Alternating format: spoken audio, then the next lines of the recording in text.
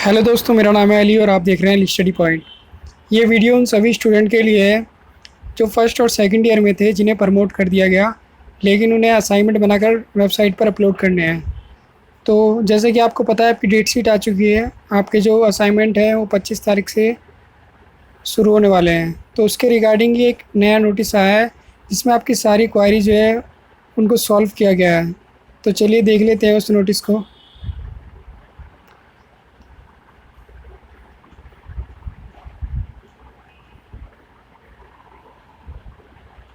तो आपको साइट पे जाने के लिए सबसे पहले sol.du.ac.in टाइप करना है। उसके बाद आपको सर्च कर लेना है।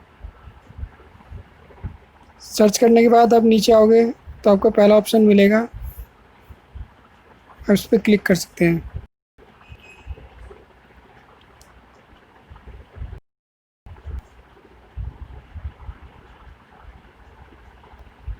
क्लिक करने के बाद आपकी साइट खुल जाएगी। आपको नीचे स्क्रॉल करना है।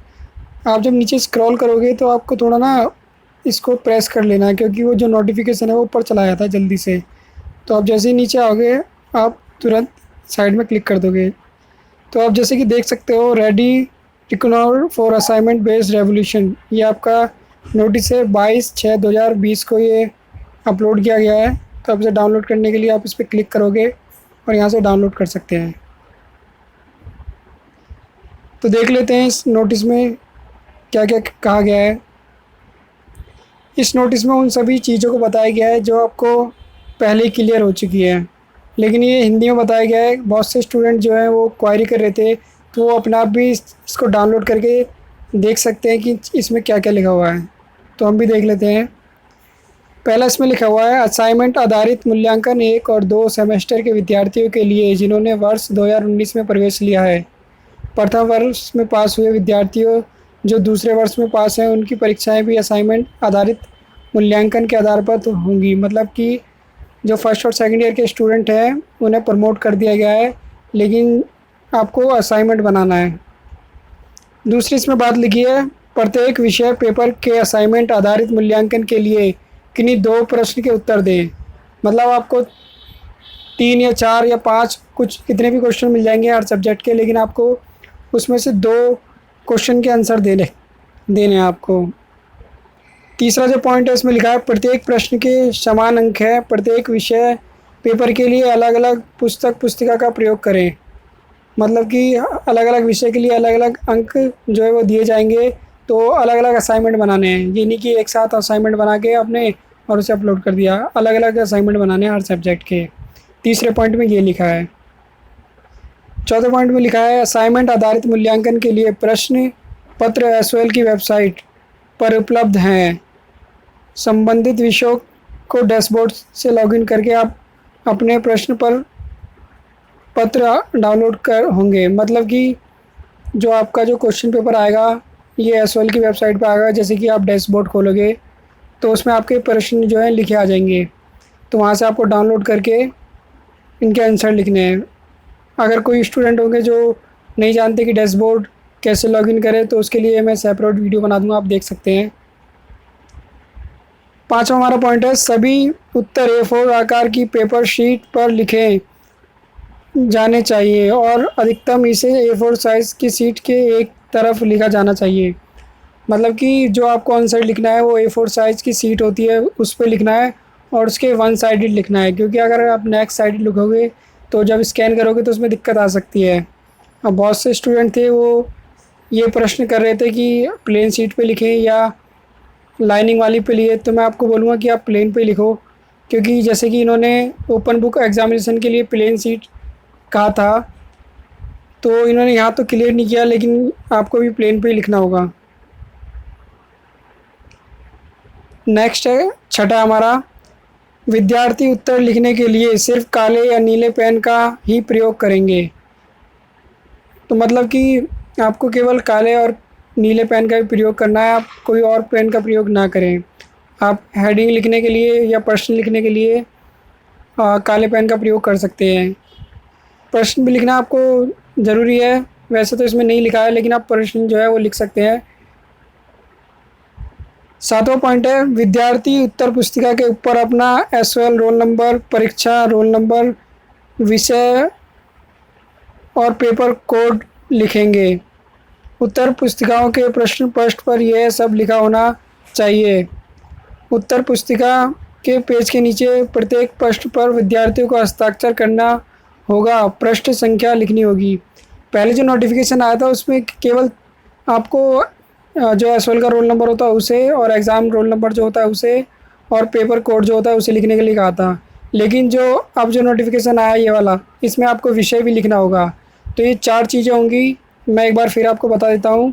एसवाल का जो रोल नंबर होता है वो लिखना होगा, और परीक्षा का रोल नंबर जी जो आपका एडमिट कार्ड आएगा उसमें लिखा होगा उसे लिखना है, और पेपर कोड और विषय, ये 4 चीज़ें आपको जो आपका पेपर होगा उसके ऊपर लिखनी है। और नीचे आपको अपने हस्ताक्षर करने हर पेज पे, और प्रश्न जो पृष्ठ संख्या होती है उसे लिखना है कि 1 2 3 4 जो भी है।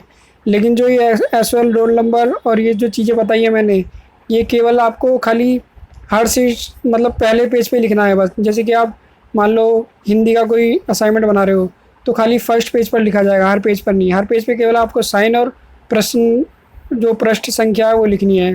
तो आप आई होप ये आप समझ गए होंगे। अगर फिर भी आपको कोई डाउट आ रहा है तो आप कमेंट बॉक्स में लिख सकते हैं, मैं आपका उत्तर दे दूंगा।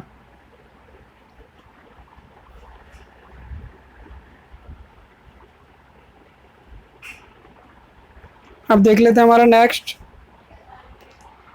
उत्तर पुस्तिकाओं स्कैन की हुई पीडीएफ फाइल को अपलोड करने का कार्य विद्यार्थी द्वारा अंतिम तिथि शाम 6 बजे के से पहले किया जाएगा।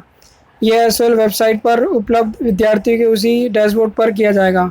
मतलब कि जब आपको क्वेश्चन पेपर मिल जाएगा, आपको टाइम दिया जाएगा 1 हफ्ते का, जैसे कि आपने देख लिया होगा 1 हफ्ते या 7-8 दिन, जितने भी आपके दिन हैं, जो आपका लास्ट दिन होगा उससे 6 बजे से पहले आपको स्कैन करके जो भी आपने पीडीएफ बनाई होगी उसको, मतलब जो भी आपने पेपर लिखा है उसको आपको पीडीएफ में कन्वर्ट करना है। उसके बाद आपको 6 बजे से पहले इस वेबसाइट पर अपलोड करना है। अब बहुत से स्टूडेंट ये पूछ रहे थे कि ज़रूरी है कि जिस दिन लास्ट डेट होगी उस दिन अपलोड करना। नहीं नहीं, ऐसा नहीं है। आप अगर आपका जो असाइनमेंट है जल्दी बन जाता है, 2-4 दिन में बन जाता है, तो आप जब भी उसे अपलोड कर सकते हैं। और अब बहुत से स्टूडेंट होंगे जिन्हें कन्फ्यूज़न होगी कि पीडीएफ कैसे बनाएं, तो मैंने उस पर एक वीडियो बना रखा है, आप उसे देख सकते हैं। मैं उसका लिंक वीडियो के डिस्क्रिप्शन में दे दूँगा, वहाँ से जाके उसे देख सकते हैं। नेक्स्ट है एक विषय विशेष कागज़ की उत्तर पुस्तिकाओं के एक पीडीएफ फाइल में स्कैन करें और उसी डैशबोर्ड में लिखित उसी विषय के अंतर्गत अपलोड किया जाना चाहिए।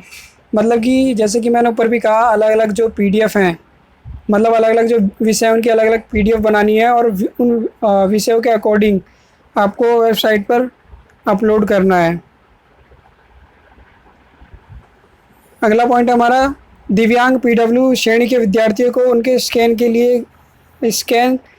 किए गए उत्तर पुस्तिकाओं को अपलोड करने के लिए अन्य विद्यार्थियों की तुलना में 3 दिन का अधिक दिया जाएगा। मतलब कि जो पीडब्ल्यू के विद्यार्थी होते हैं उन्हें 3 दिन एक्स्ट्रा दिए जाएंगे। मतलब जैसे कि आपको 25 को क्वेश्चन पेपर आया है आपका, और उसे 5 तारीख को आपको अपलोड करना है, तो जो दिव्यांग हैं वो 8 तारीख तक उसे अपलोड कर सकते हैं। एसवाल के 3 अध्याय, केंद्र, मध्यम, एसवाल नॉर्थ, ये आपके लिए इतने ज़्यादा इम्पोर्टेंट नहीं है। जो मैंने ऊपर आपको नोटिफिकेशन में कुछ पॉइंट बताए हैं वो ज़्यादा आपके लिए इम्पोर्टेंट है। 13वां पॉइंट है, प्रवेश टिकट में गणित विषय पेपर के अनुसार उत्तर पुस्तिका पीडीएफ फाइल को अपलोड किया जाएगा। मतलब कि जैसे आप वहाँ पे ऑप्शन लिखा होगा कि आपका इस सब्जेक्ट का आपको पीडीएफ यहाँ अपलोड करना है, तो आप उसके अकॉर्डिंग देख सकते हैं। तो जो ये नोटिफिकेशन था ये कल ही रिलीज़ किया गया था, तो मैंने सोचा इस पे वीडियो बनानी चाहिए क्योंकि बहुत से स्टूडेंट के डाउट थे वो मैं क्लियर कर सकूँ। तो आई होप आपको ये वीडियो अच्छी लगी होगी, और इस वीडियो को ज़्यादा से ज़्यादा अपने दोस्तों के साथ शेयर करें। अगर फिर भी आपके मन में कोई शंका है कि कोई प्रश्न है तो आप कमेंट बॉक्स में पूछ सकते हैं, मैं उसका आपको जवाब दे दूँगा।